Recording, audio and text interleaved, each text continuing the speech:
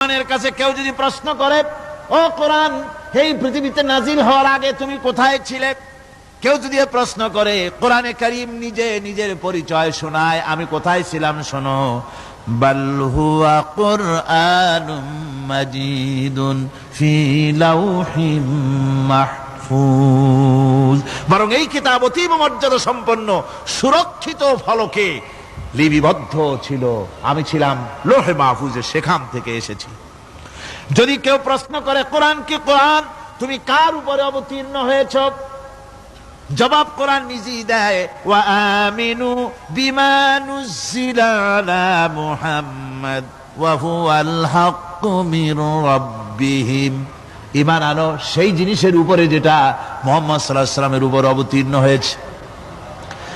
আবার অন্য আয়াতেও জবাব পাওয়া যায়, তাবারাকাল্লাযী নাযালাল ফুরকানা আলা আবদিহি লিয়াকুনা লিল আলামিনা নাযীরা।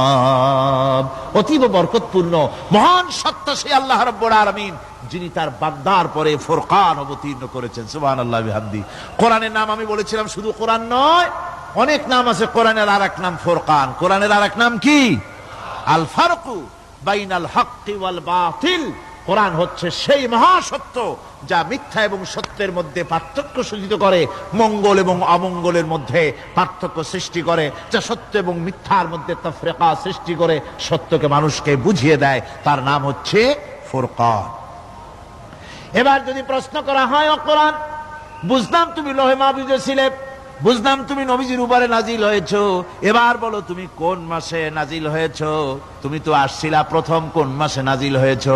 এ প্রশ্ন যদি কেউ করে, কোরআন তার জবাবে বলবে, শাহরু রমাদানাল্লাযী উনজিলা ফীহিল কুরআন। রমজানের পবিত্র মাসে আমি অবতীর্ণ হয়েছি। সুবহানাল্লাহ। যদি প্রশ্ন করা হয়, রমজানে তো আসছো, কিন্তু প্রথম নাজিল হয়েছিল কোন সময়? ওটা কি দিন ছিল না রাত ছিল? কোরআন তার জবাবে বলে, ইন্না আনজালনাহু ফি লাইলাতিল কদর। কদরের পবিত্র রাতে আমি এই পৃথিবীতে আমার আগমন ঘটেছিল। যদি প্রশ্ন করা হয়, বুঝলাম সবই, কেন নাজিল হয়েছে তুমি? এই পৃথিবীতে তোমার আসার উদ্দেশ্য কি? মূল কাজটা কি? এই প্রশ্ন যদি করা হয়, কোরআনে কারীম তার জবাবে বলে, শোনো কেন এসেছি।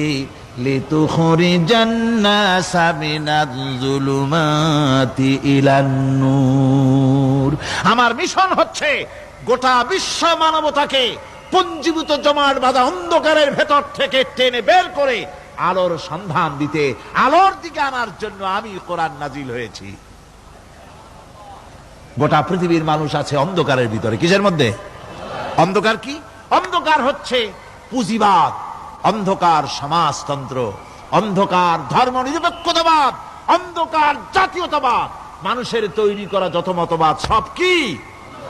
জোরে কোন, সবগুলি কি? অন্ধকার। এই অন্ধকারের ভেতর থেকে মানুষগুলিকে টেনে আনবে কোরআন কিসের দিকে? আলোর দিকে। এবার যদি প্রশ্ন করা হয়, বুঝলাম তুমি অন্ধকার থেকে আলোর দিকে নিয়ে আসবে, আলোর দিকে আসলে পরে ফায়দাটা কি হবে?